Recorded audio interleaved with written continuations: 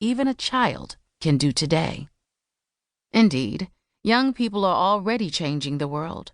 The major tech companies, Microsoft, Apple, Google, which together are worth almost $2 trillion and have indeed transformed the world, were started by students barely over 20.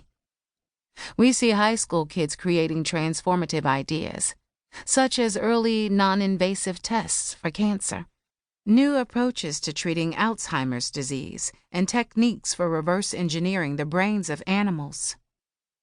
Is there a Danielle in the world today?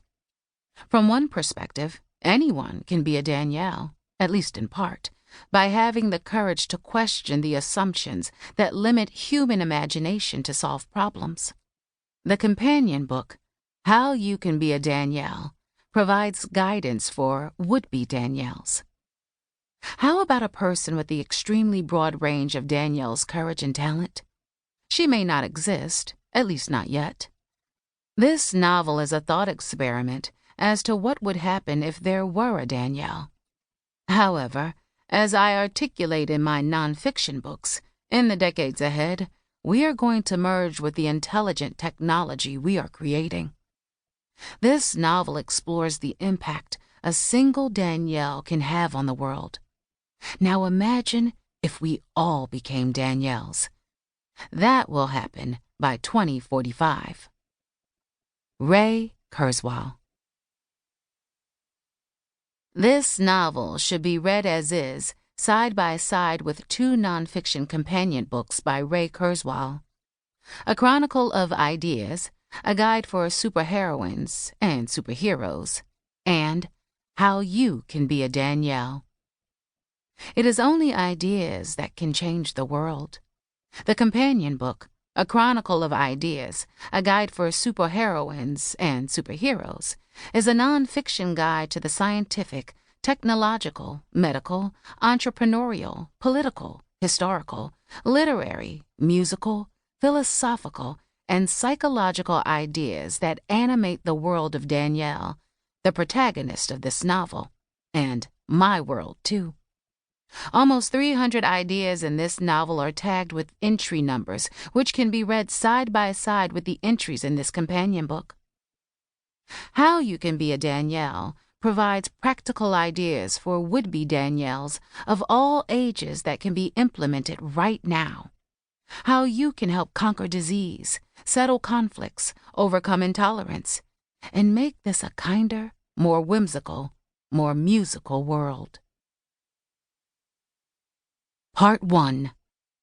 Dancing on Quicksand. Age 0 and 1. Maybe she's different. There is one thing stronger than all the armies in the world, and that is an idea whose time has come. Victor Hugo. Never give in, never give in, never, never, never, never. In nothing, great or small, large or petty, never give in, except to convictions of honor and good sense. Winston Churchill.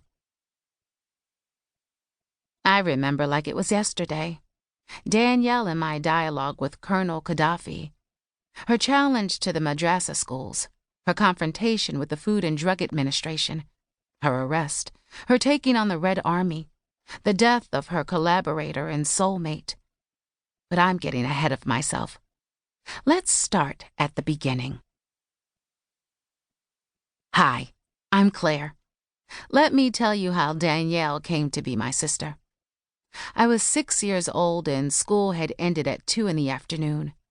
I was sitting on the dirt floor in the factory, the only after-school program I ever knew, next to Mom with her sewing machine, playing with my favorite and pretty much only possessions, Alice's Adventures in Wonderland, and my guitar.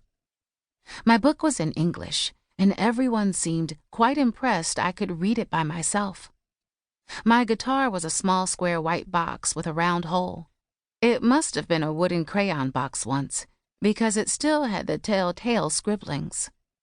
Someone had glued on a fingerboard, head and strings, and it worked surprisingly well. I found it discarded in the factory's trash, and Mom's musician